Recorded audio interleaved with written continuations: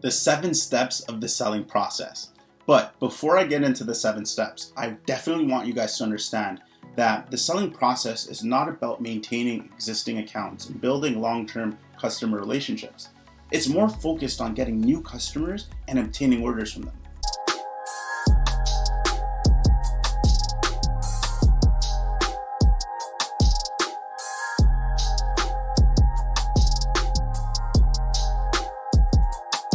The personal selling process definitely has changed throughout the years. Most companies take a customer-oriented approach to personal selling. They train their sales staff to identify customer needs and to find solutions.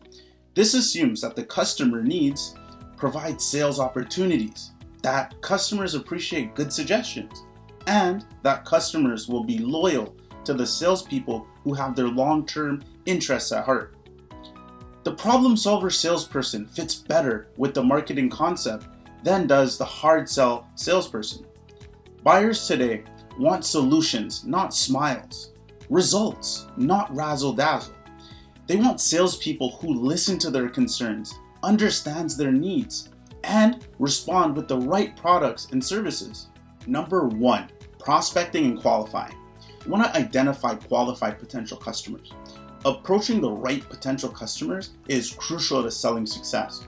Salespeople must often approach many prospects to just get a few sales. So in order to avoid wasting your time, ensure you're approaching the qualified customer, qualified potential buyer, rather than a person that may not be qualified but may be interested. So I would recommend you know the difference and act accordingly. Some strategies as well to improve this qualification process would be to include asking the current customer for referrals, right?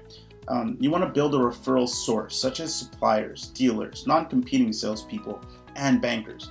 You can also join organizations that you know the prospects belong to or engage in speaking and writing activities that will generate attention to the services or products that you offer.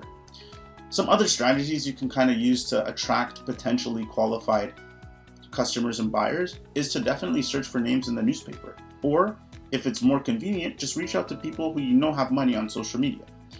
Another thing you guys can also consider, again, it's a little old school type of, way of doing business, but you can drop by unannounced on various offices, and the element of surprise, can kind of work to your benefit. You want to qualify leads by evaluating the prospect's financial ability by looking at things like their volume of business, the special needs, location, and possibilities of growth. Number 2, the pre-approach.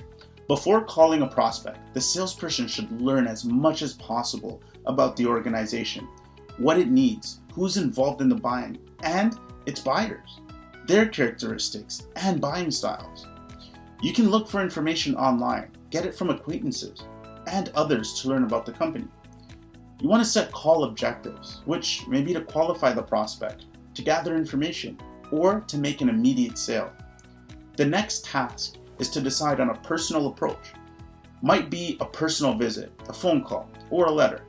The best timing should be considered carefully because many prospects are busiest at certain times of the day. You also want to consider an overall sales strategy for the account. Number 3, the approach. You want to meet and greet the buyer and get the relationship off to a good start. Success depends on a salesperson's appearance, opening lines, and follow-up remarks. Number 4, presentation and demonstration. The salesperson tells the product story to the buyer, showing how the product will make or save money. The salesperson describes the product features, but concentrates on presenting customer benefits. Use needs, satisfaction approach. The salesperson starts with a search for the customer's needs by getting the customer to do most of the talking. Guys, I cannot stress how important this point is. You want to listen to what the customer is saying, right? Because it not only shows that you care, but it shows that you're willing to understand the problems or concerns that they have. And it'll make you better able to address those concerns, right? It'll make you better able to help make them less anxious or worried and satisfy their problem. It's no longer enough to have a good relationship with a client.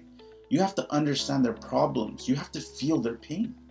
Sales presentations can be improved with product samples or demonstrations. If buyers can see or handle the product, they will be better able to remember its features and benefits.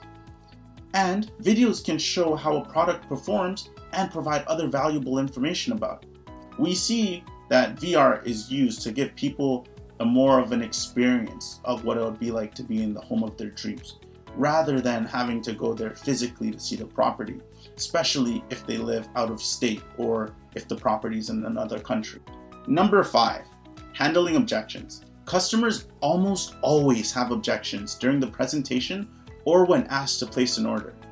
In handling objections, the salesperson should use a positive approach, seek out hidden objections, ask the buyer to clarify any objections, take objections as opportunities to provide more information, and turn those objections into reasons for buying.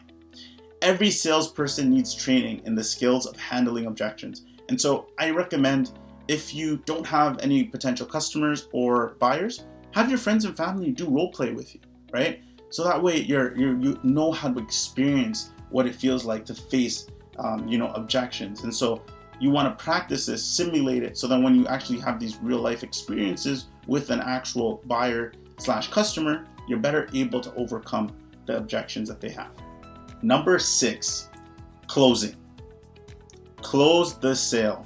Always be closing. Some salespeople do not get around to closing or do not handle it well. They may lack confidence, feel guilty about asking for the order, or fail to recognize the right moment to close the sale. Salespeople should know how to recognize closing signals from the buyer, including physical actions, comments, and questions. The salesperson can ask for the order, review points of agreement, offer to help write up the order, ask when the buyer wants this model or that one, or note that the buyer will lose out if the order is not placed now. You want to create that sense of urgency. The salesperson may offer the buyer a special reason to close, such as a lower price or an extra price of an extra quantity at no charge. Number 7, follow up. This is absolutely necessary if the salesperson wants to ensure customer satisfaction and repeat business. Right after closing, the salesperson should complete any details on delivery time, purchasing terms, and other matters. The salesperson should schedule a follow-up call when the initial order is received to ensure that there is a proper installation, instruction, and servicing. This visit would reveal any problems, assure the buyer of the salesperson's interest, and reduce any buyer concerns that might have arisen since the sale. Now, if you guys felt that I delivered clearly on presenting the 7 steps of the selling process, please don't forget to like and subscribe to this channel. It really helps get this video in the eyes of others. So show your support by liking and subscribing and leaving a comment. See you in the next one. Subscribe now.